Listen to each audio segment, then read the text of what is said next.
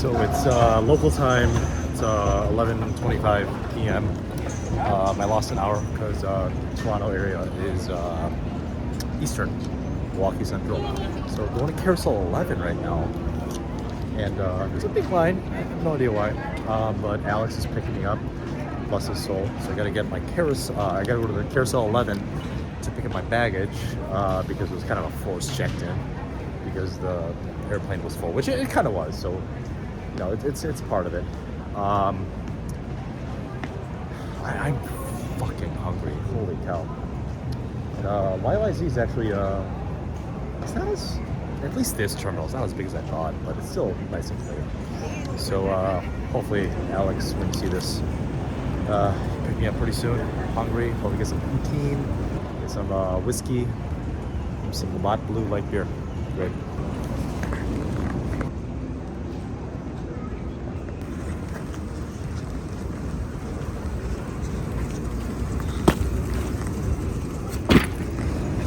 Feel much better with everything. Hopefully my rackets didn't break. We'll see. As the smell of Subway permeates through the air. I thought that Subway bread, which is a very distinct smell. Pretty distinct, just like fish tacos, if you know what I mean. It's nice seeing that families are getting together. I mean, if you look at the gathering behind me, right next to the kiosk, there's, it seems like it's a birthday of either a very, very large nuclear family or an extended family greeting. It seems like it says welcome home. So it's nice to see, you know, families getting together, even in a not ideal situation, like even a nice airport, which is still an airport, like YYZ in Toronto. So it's nice seeing people like crying out of well, not crying, like not crying, but like little tears of happiness. So it's nice seeing that coming in. But yeah, that Subway smell, distinct smell, got me hungry. So hopefully Alex has something get me eating, because I need calories and whiskey as well. So what's nice about Waterloo, I almost forgot where I was, is that things are a little bit cheaper. It's actually a nice, quiet town, but it's not small. I believe Kitchener and Waterloo, which are kind of like neighboring cities, they share a lot of stuff. My buddy Alex was telling me about it. They share a lot of stuff, including, I think, the police force and some other more commonly, commonly associated civil services, let's say. A little bit loud on that. A little loud on that. It's actually pretty nice. It's quiet. I feel very safe. There's University of Waterloo, which is literally 2.5 blocks. I think I'll be partying with some college kids at the local bars Friday night after my first tennis match with Steve, who's the first to go up. Elevator here. So it's gonna be, Waterloo is really nice. The issue with Waterloo is that it's not Toronto, where it's a positive because it's not expensive, but you're not going to get those huge skyscrapers, right? It's definitely more of like a nice college town, but there's also a city and a township within it. But I found a nice ramen place, and I'm hungry. It's noon. Had a lot of morning meetings. It is 12:41 local time. Remember, I'm in Eastern, which is an hour ahead of Central, so I'm freaking starving. Let's see this ramen place. Ground floor.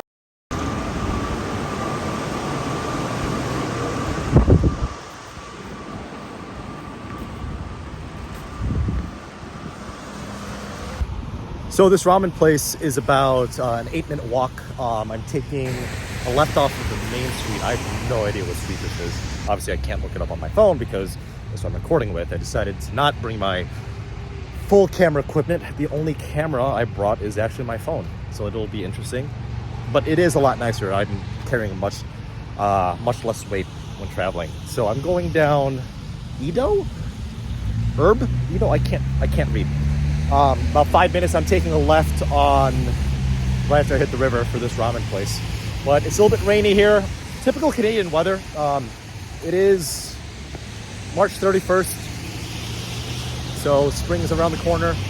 It's about 35 degrees, which translates to about, I don't know, 2 Celsius, because I'm in Canada. But my stomach's rumbling. There's a train. No. I haven't had good ramen in forever. I've been eating too much pho. I think ramen is a good flippin' meal a few hours before a tennis match. So we'll see how that goes.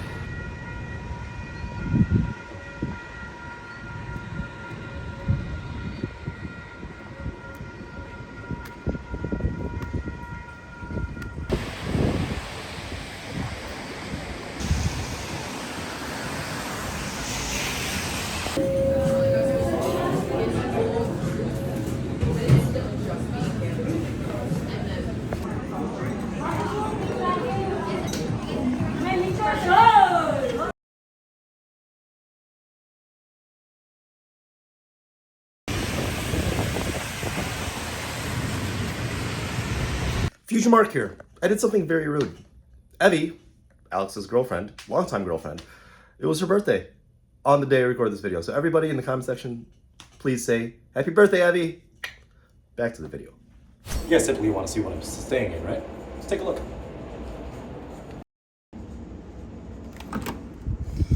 All right, so in the entryway with body mirror. What's up? Go duffel bag. I put my tennis rackets, and my GoPro mount in here. Not GoPro. The functional tennis mount in here.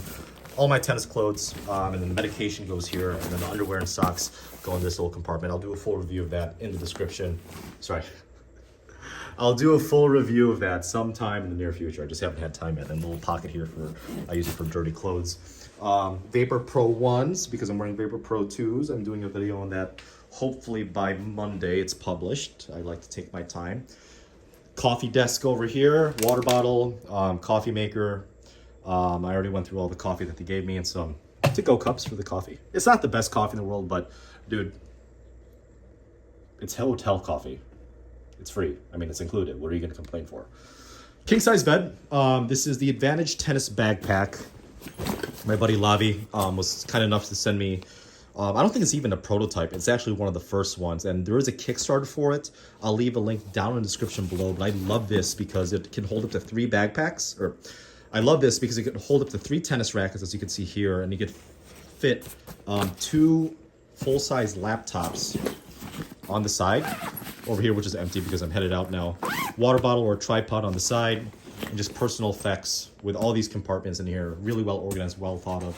The best tennis backpack I've ever used, on top of the fact that I can fit my work life in here with the several laptops that I carry on a day-to-day basis. So a nice king-size bed, a nice TV with the desk, my passport, my editing laptop, mouse, keyboard, iPad, work stuff, my work laptop. I did this earlier today.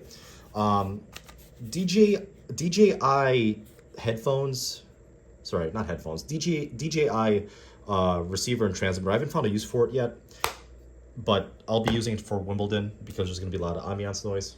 And then the overview of, it's not obviously skyscrapers because it's Waterloo, but it's, you know, it's a little misty like it was earlier this morning when I went out for to get some ramen. But this is one of the major streets coming up and down on Waterloo, and I'm about a block away from University of Waterloo, so it's pretty legit. Honestly, this is probably the perfect hotel room if it wasn't for 2 things. One, this TV, although it's huge, really serves no purpose for me because I don't watch TV. And also the connectors down here, they don't work with my work laptop, which is a little bit of a bummer. And number 2, actually there is no number 2. That's actually my only complaint about, oh, sorry. Number 2, there's no free continental breakfast. You have to pay $25, but it is a really nice restaurant. So I'll survive, I think, because this trip was paid for with my credit card points. But those are my only 2 reservations of this damn near perfect hotel by Delta in Waterloo. So if you guys are in Waterloo, do me a favor, check out Delta. It's a fantastic location, fantastic hotel, really nice customer service, beautiful people, and it's right in the middle of downtown Waterloo. So yeah, I am in a party after this match. But speaking of which, I do have to get ready, so gotta get packing. How do I look? Pretty good? Let's get going. So obviously I am nowhere near a professional tennis player. That's actually pretty cool. What you guys see in the background, even though it's kind of dreary today. I'm nowhere near a professional tennis player. I've hit with, I would say professional or semi-professional tennis players when they were like 13 or 14. And even then, I barely win. Sometimes I actually mostly lose. But it's just the idea that you're training for something that you love, training for something that you would think is like a serious hobby, if not even a full-time profession, if you're a professional tennis player. To travel all around the world, not just across the country, not just the hours you spend lifting, running, hitting forehands, backhands, cramping up, doing stuff normal human beings wouldn't even think about doing, just for a chance to be a professional tennis player that actually makes money and makes a living out of it. It's a beautiful sport.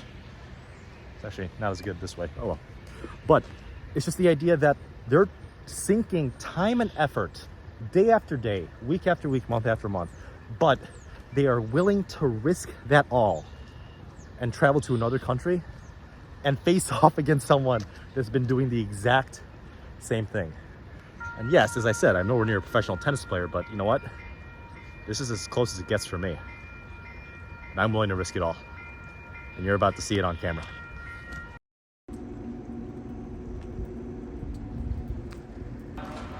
My name's Steve. I'm a 3.5 to a 5.0.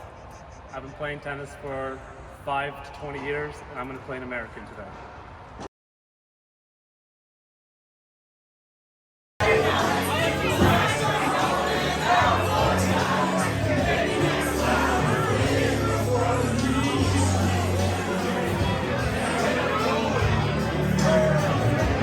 As always, happy hands.